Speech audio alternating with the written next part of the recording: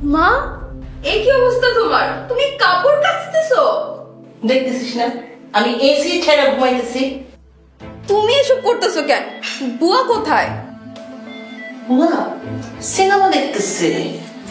কত বড় সাহস! আজ ওর একদিন কি আমার একদিন। এই দাঁড়া দাঁড়া, পারলে কাজ করে আমাকে হেল্প কর। আয়। আমি কাপড় কাচবো? তাহলে সব কাপড় চোপড়কে আমি একলা দেবো? তোমাকে কে বলছে এসব কাজ করতে? আমি বর্তদের মুঠি ধরে নিয়ে আসছি।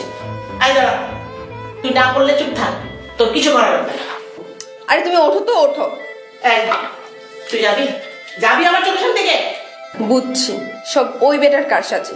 আমি বললাম না, ওই ব্যাটার ভেতরে একটা অলৌকিক পাওয়ার আছে। নাহলে তোমার মতো একজন জাত্রের মহিলারে দিয়ে সব কাজ করানো অসম্ভব। এটা তো ইতিহাস। এই, তুই যাবি এখান থেকে না? এই সাবান দিয়ে কাজে কাজে তোরে দুবো আমি। ওরে মারে। আচ্ছা ঠিক আছে, ঠিক আছে, যাইতেছি। তুমি আবার কোমর টোমর কিন্তু ভাঙবো না। এই যা, যা এখান থেকে, যা।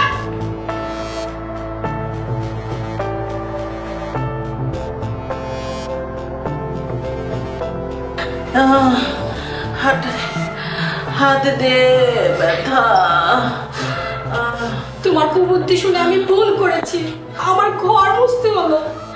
আমি যে রান্না করলাম, কাপড় কাচলাম, সেটা দেখাস নাই? এইসবের আমি কি জানি? এইসবের জন্য আমি দায়ী না। তুই তো বলেছিলি যে করেই হোক ছলে বলে কৌশলে তুই কাজলকে বিয়ে করবি। ও, এখন সব দোষ আমার? মিথ্যা চুরি নাটক যে সাজিয়েছো, এগুলাকে আমি শিখিয়ে দিয়েছি? নিজের টাকা নিজের গহনা চুরি করে ওই মেয়ের কাপড়ে লুকিয়ে রেখে মেয়েকে চুরির অপবাদ দিয়েছো, সেটাকে আমি তোমাকে বলে দিয়েছিলাম?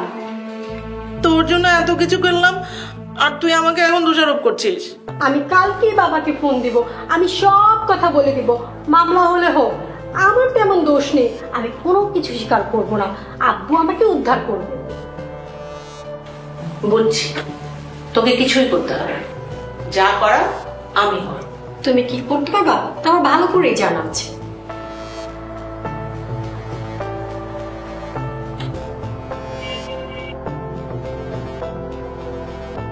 হ্যাঁ মা বলো। তুই কই?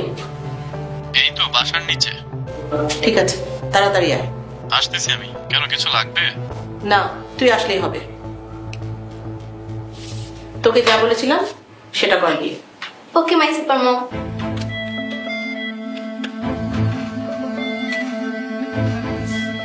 খালামণি, আগে কি করতে যাচ্ছেন?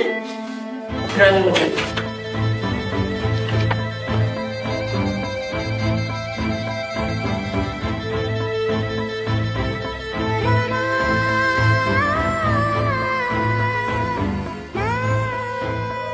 ভাইয়া, ভাবির কি যেন হয়েছে, প্লিজ একটু তাড়াতাড়ি চলেন না।